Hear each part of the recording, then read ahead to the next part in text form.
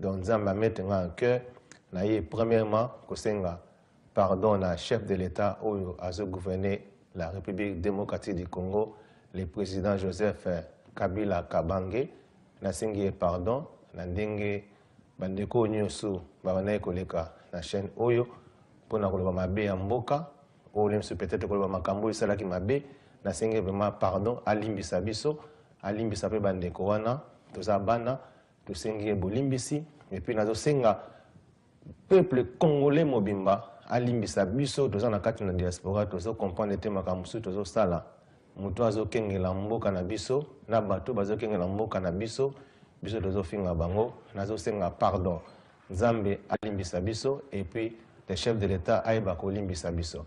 Alors avant na bana message na ngai na kopesa na malobe pa ya ambassadeur de la paix o les amis Biblo ça va. Ah ça va. OK. Merci. Il est venu ko baksa na poka na biso alelo. En tout cas papa bienvenue comme patron ya chaîne. Nzamba pambola yo. Parce que Aroyo Sali, pour senga pardon, ils ont un moqué, mais ils ont kilo pour na biso surtout ba africain ba bantou. Tout le monde a pardon ils ont bimi yuma. Pour na biso ba africain nyos. Donc tu vois senga pardon te. Si oyo senga pardon pour na mukonzi mboka ndenge makamyo sur lekaki ya ko finga diaspora ou bien bateau bozaki na bango na contact kala. Sengi pardon en tout cas Nzamba pambola yo na kombo ya bana RDC ngapi nazana kati donc pardon na président ngapi nazana kati pardon na yo parce que biso zali na kati penza ya ba pepana te to bana ko yoka ndenge ko finga zaki vraiment Nzamba pambola yo wana ezali likaboti pa Nzambe merci vraiment en commentaire. OK, merci comme dit dans le bic tout ça na télévision comme d'habitude les alliés Welcome TV nazo senga na ba membre nyosu o ya communauté congolaise o nyosu bazana diaspora na o bazana Congo na mboka na biso tozaka kabe na tina ya ko bunda pona ko mboka na biso za na kimia alors télévision o yonde to lobi ke to bano laksa ba image oyo ezali pona avancement ya Congo. Alors Congo eza pays où eza na voie ya développement. Alors cela veut dire loko la biso toza ba congolais toza batu oyo nous ne sommes pas des politiciens. L'accusation qui est belé pour la tina nanga bat bakobenga bazoloba muso bazobenga ngai kolabo muso bazoloba ngai ke non le président a pesanga mbongo donc l'accusation muso bazoloba na yebinde na koloba te mais c'est que moi j'ai dit si vous m'appelez kolabo oui j'accepte nazo collaborer na mboka na ngai na côté bien ya malamu dans le sens que na ko promote eloko nyoso ya malamu o ezala mboka na ngai j'accepte je suis en train de collaborer avec mon pays. Je suis bien, je répéter. Si vous collaborer, je collabore. Si vous dites chef va collaborer, oui, j'accepte. Et puis, dans mon écoute, Mikolo, si vous collaborer, King collabore. Vous King collabore dans l'imi.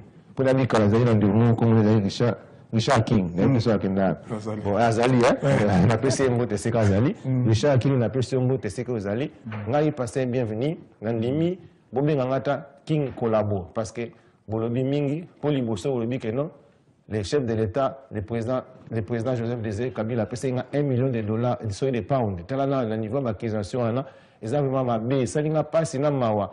Alors il y a un zone que donc c'est que l'accusation mususu ba kizaka ils ont le kuta. Pour comment se fait-il besoin de l'écamou, c'est impossible. C'est que besoin qu'on impose et puis il y a des gens qui vont aller à preuve. Vous avez un niveau où na ko lingate na za entouré na bata modèle ndingwana. Yo poison ko des comment la lettre na la lettre awa, ba lobi mangama emile simbite na la lettre awa na muta komi na za na kombo na yetu maka muteza lia na pesa ope parti na yo okendo kabola pe pa bato. Ba komi ziko lettre la police, ba komi ziko lettre pa mkolo chaîne ah que non. Ndengeza awa chef de l'État a juste quoi appeler un poison pour la bomba battu la diaspora. Est-ce que yo prend place aux ananda kuna yo ngana oza poison na yo bomelo na nengeni. C'est que tala makambo yo communauté na biso bozo ba communauté ngai pasteur bienvenu na vanda na bato modèle wana que tout de tala sur makambo ba yibi makambo ka te politique on On ne connaît pas la politique. On ne connaît pas la politique. On a étudié bien monté. Déjà, quand on a chef de l'État, on a vendu un poste naïe, aïe des couturiers, après ça a poison. T'as la mensonge. Et puis c'est lié parce que c'est écrit dans la lettre Nazanango. Preuve. Et puis tu as comme on a un combattant, avec lui qui a chef va combattant. T'as la même chose, bébé ça combat. Combien de bébés, chef va combattre. C'est quoi combat au plus de l'Oba? C'est un combat nanan. Mais pas bien na katiote. Au moins les autres mercenaires FARC, armée Nabiso, sont des guerriers. Bangonde bazaki na combat. Na 1-23. Ah tous en a katiamboka Angleterre. Ils en a ba nord menango, ils en a ba loi nango, ba lobi ko bundate, ko betate, ko fingate, sala ko eza malam. Donc combien d'années na chopwa? Yo résister non? Résister. Mais awa tous au bunda na nani? Kombo nga combat na nani? Mboka ezaki na